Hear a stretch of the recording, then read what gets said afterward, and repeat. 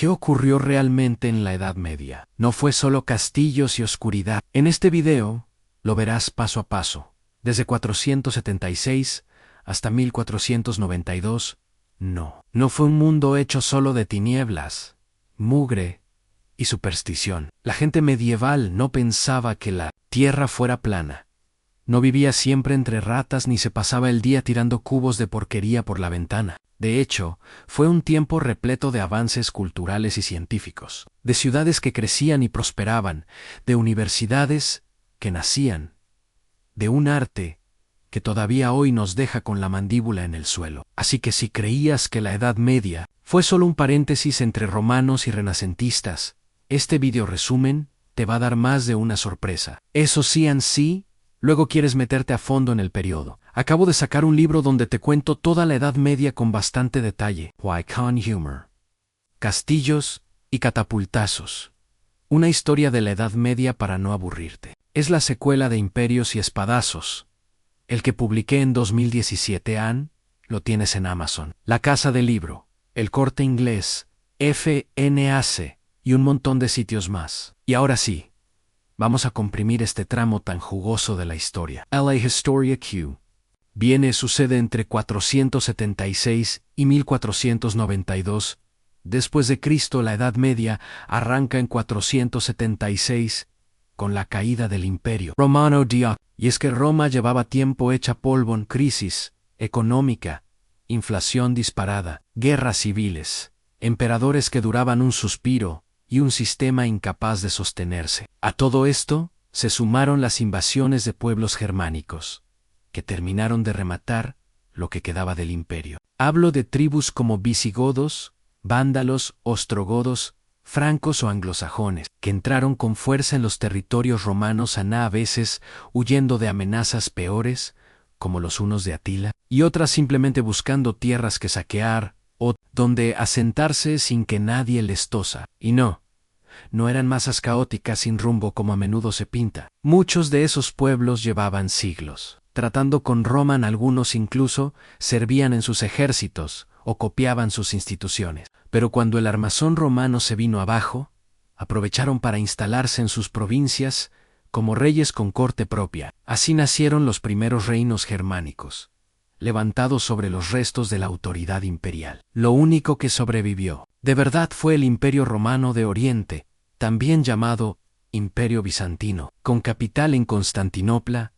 No solo aguantó la soleada, Bizancio conservaba muchas estructuras romanas, hablaba griego y, aunque fue cambiando, se veía a sí mismo como el heredero legítimo de Roma.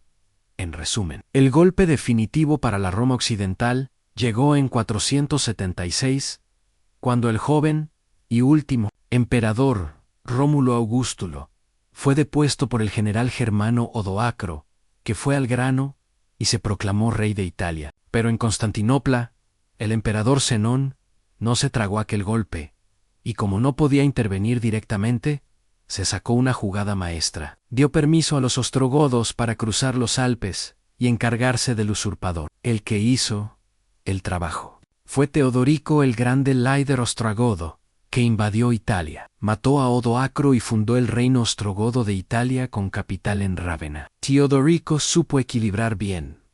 Mantuvo la administración romana, respetó las costumbres latinas y gobernó mezclando la espada con la toga. Incluso en Roma, donde vivía el Papa, la autoridad eclesiástica quedó bajo su supervisión, aunque con cierto margen. El pontífice seguía siendo una figura religiosa fundamental, pero subordinada al poder ostrogodo, que controlaba la ciudad, sin necesidad de arrasarla. Bajo los ostrogodos floreció en Italia una mezcla cultural curiosa, un auténtico renacimiento. Romanos, un nombre clave de aquellos años, fue Bocccio, filósofo cristiano, que quiso reconciliar la razón griega con la fe cristiana. Pero no todo fue sabiduría y paz.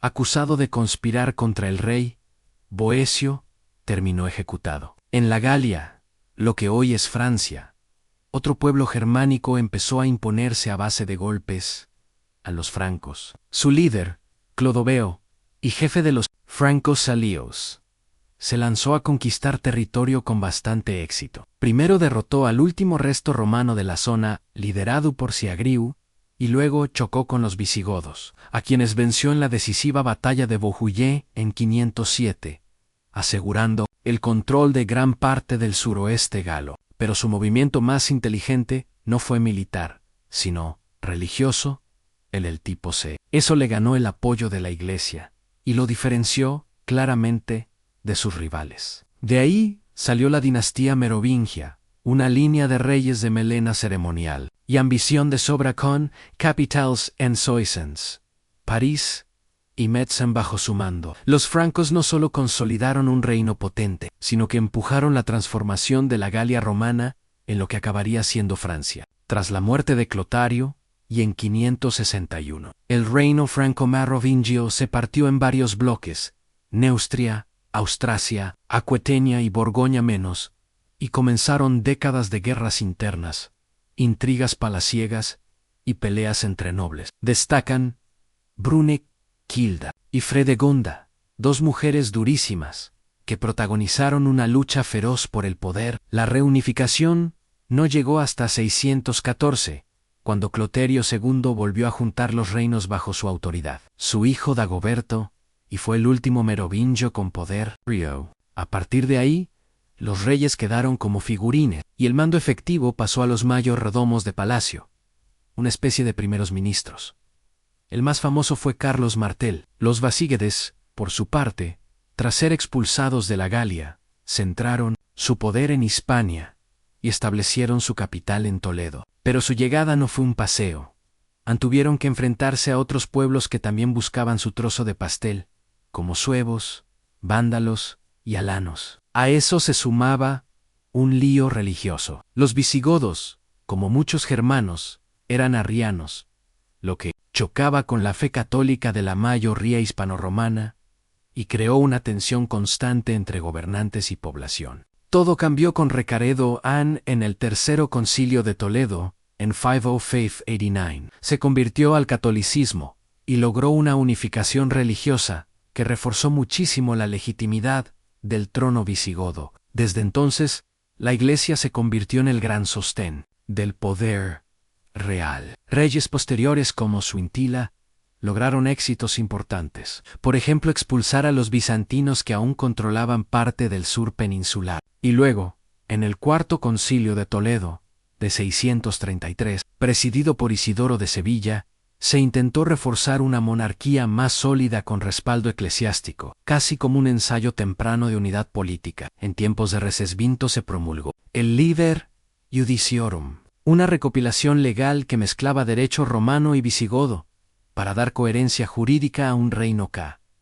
Pero por mucho código escrito, la política era un avispero. La sucesión no era hereditaria, sino electiva. La nobleza campaba a sus anchas, y los golpes, conspiraciones y cambios forzados de rey eran el pan de cada día. En 672, el rey Wamba intentó imponer orden con mano dura, pero tras su reinado, todo volvió a descomponerse en persecuciones religiosas, guerras internas, intrigas, un cóctel perfecto para el desastre que se acercaba. Y mientras tanto, en Britania, la cosa tampoco pintaba bonita. Tras la retirada de las legiones romanas, los britano-romanos quedaron bastante vendidos, sin ejército, con poca administración y rodeados de enemigos. Y claro, no tardaron en aparecer nuevos invasores. Desde el norte de Alemania y Dinamarca llegaron anglos, sajones y jutos, germanos que poco a poco ocuparon el territorio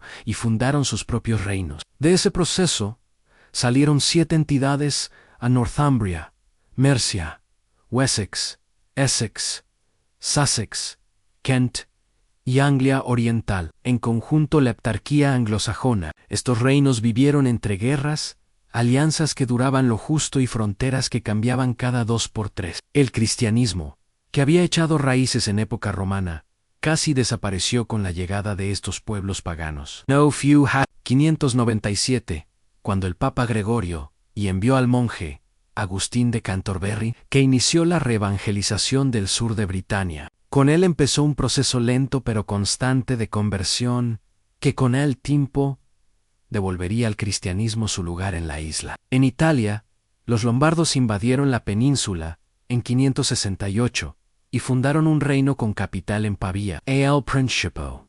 Vivieron un periodo caótico conocido como el tiempo de los dux, cuando la autoridad central era mínima y cada región iba a lo suyo. La cosa se estabilizó con reyes como Autario y Agilulfo, que impulsaron la conversión al catolicismo. Al principio eran arrianos, gracias en parte a la influencia de la reina Teodolinda Catélica, convencida. Más adelante, el rey Rotario trató de darle forma legal al reino con el Edicto de Rotario, una codificación de leyes lombardas. Pero pese a esos intentos, el reino seguía muy fragmentado y con tensiones constantes entre el centro y los duques.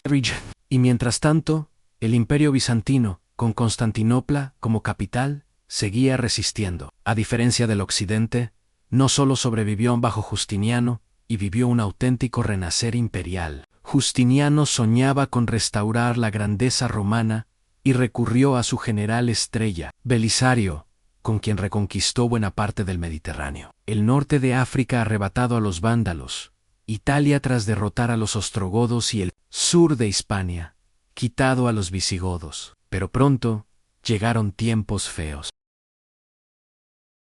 Para pagar tanta guerra se impusieron impuestos asfixiantes, lo que encendió el malestar popular y desembocó en revueltas como la de Nica en 532, que dejó media Constantinopla arrasada, y por si faltaba algo, el imperio sufrió epidemias, como la peste de Justiniano, que diezmó la población y debilitó aún más las finanzas.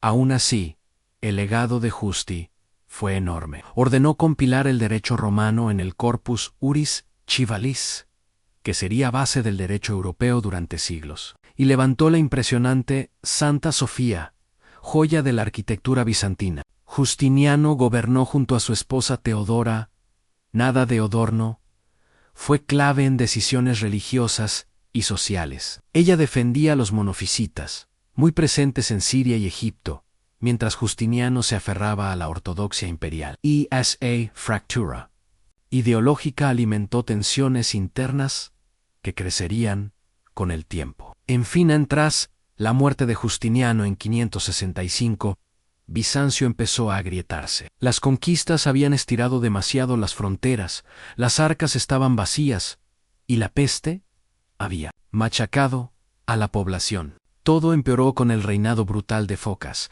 que llegó al poder a la fuerza y metió al imperio en una guerra suicida contra los persas. El respiro llegó desde Cartago con Heraclio, que depuso a Focas y tomó el mando. Heraclio introdujo reformas decisivas como los temata, provincias militares con autonomía defensiva, y cambió el idioma oficial del latín al griego, señalando el giro definitivo hacia un imperio más helenizado. En 627 consiguió una victoria espectacular en la batalla de Nínive. Derrotó a Persia y recuperó Jerusalén y la Vera Cruzan, pero no había tiempo para celebraciones. El imperio estaba agotado, sin dinero ni fuerzas, y justo entonces, desde Arabia surgía una potencia nueva que arrasaría a medio mapa en el Islam. Vámonos a Arabia para entenderlo. En un mundo tribal y politeísta, nació hacia 570 Mahoma, miembro de la influyente tribu de los Quraysh. En 610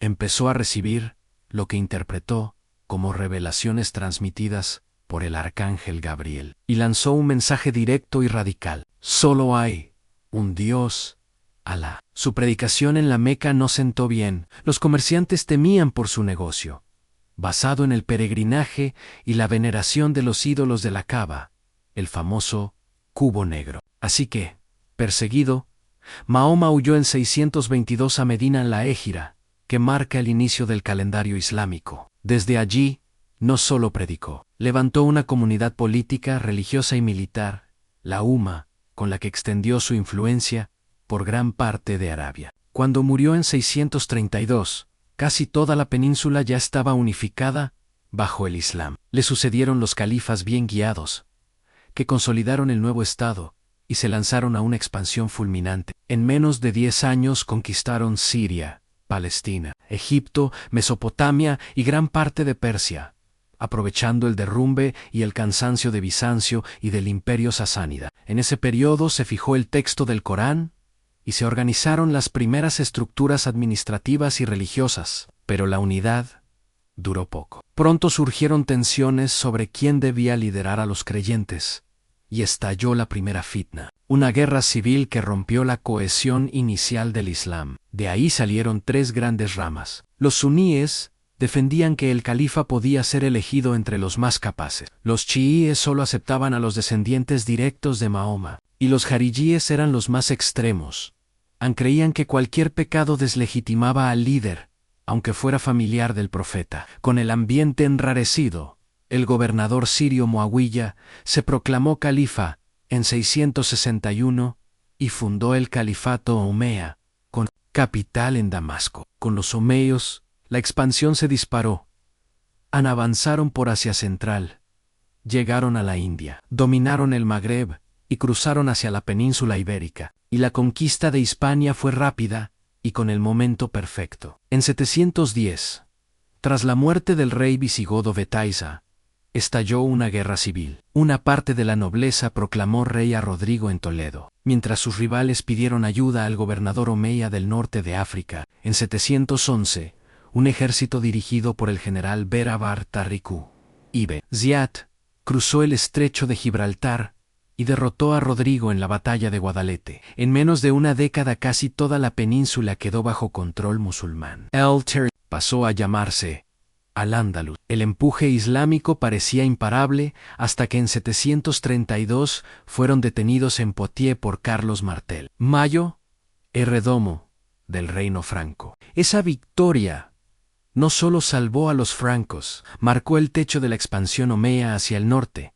y frenó su avance por Europa occidental. Mientras tanto, Bizancio también tuvo que aguantar el golpe islámico. Los omeyas intentaron asediar Constantinopla por primera vez en 673, pero la ciudad resistió gracias a una invención decisiva: el temido fuego griego, una especie de lanzallamas naval que sembró el pánico. Un segundo asedio llegó en 717, justo cuando subía al trono León III, que no solo rechazó el ataque. Volviendo a Francia, Carlos Martel ya había frenado a los musulmanes en Poitiers. Su hijo Pipino el Breve, con el respaldo del Papa Zacarías, fue coronado rey de los francos en 751.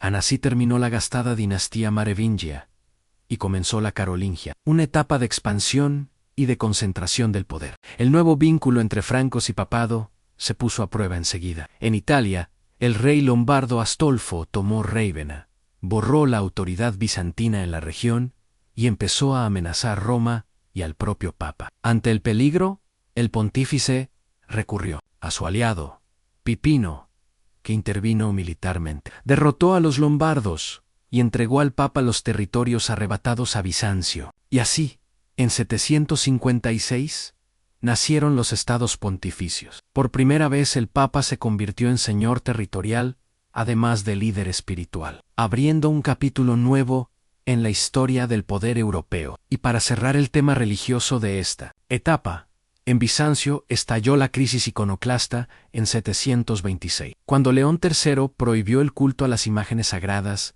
los íconos, al considerarlos idolatría. La pelea religiosa y política partió al imperio durante más de un siglo. Por un lado estaban los iconoclastas, que querían destruir las imágenes. Por otro, los iconódulos, que las defendían como instrumentos legítimos de devoción. Hubo persecuciones, destierros y choques entre el poder imperial y sectores del clero, con tensiones especiales alrededor del patriarcado de Constantinopla. El conflicto se resolvió definitivamente en 843 con el llamado triunfo de la ortodoxia, cuando la emperatriz regente Teodora restauró el culto a los íconos y reforzó la influencia de la Iglesia ortodoxa.